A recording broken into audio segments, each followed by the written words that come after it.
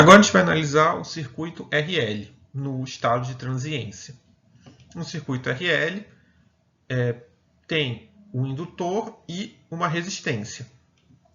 No circuito RL, ou no caso o indutor, que depende da indutância, ele começa a atuar a partir do momento que a corrente varia no tempo.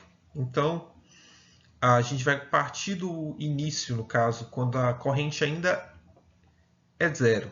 Então, a corrente inicial é zero, pois a fonte, ou no caso o indutor, reage a qualquer variação de corrente, diferente do capacitor. Como só temos uma malha e não temos nós, vamos aplicar a lei das malhas.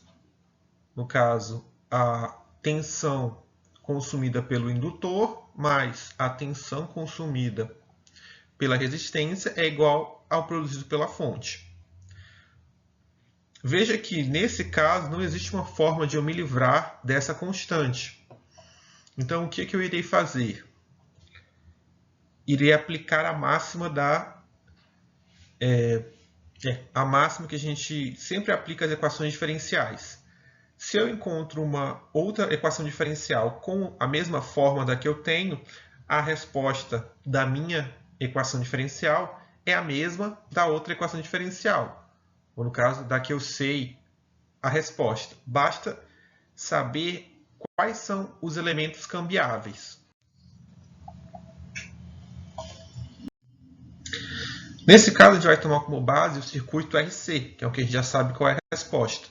No circuito RC, a gente vai ter esse resultado para a aplicação da lei das malhas.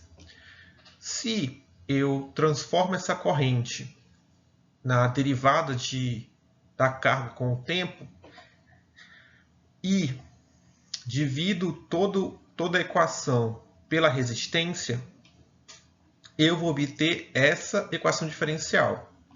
Essa equação diferencial a gente já sabe qual é a resposta, por quê? Porque no caso anterior a gente encontrou qual é a corrente e depois qual é a carga. E aquela equação ou aquela forma para carga satisfaz essa equação diferencial.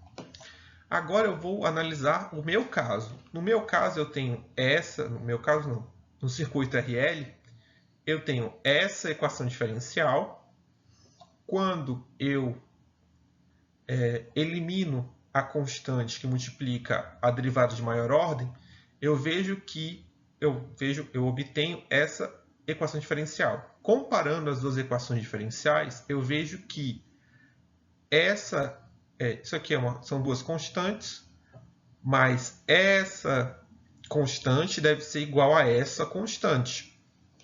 Igualando essas duas constantes, eu obtenho essa relação. A partir dessa relação, eu obtenho que aonde eu tinha capacitância, eu vou substituir por 1 sobre a indutância.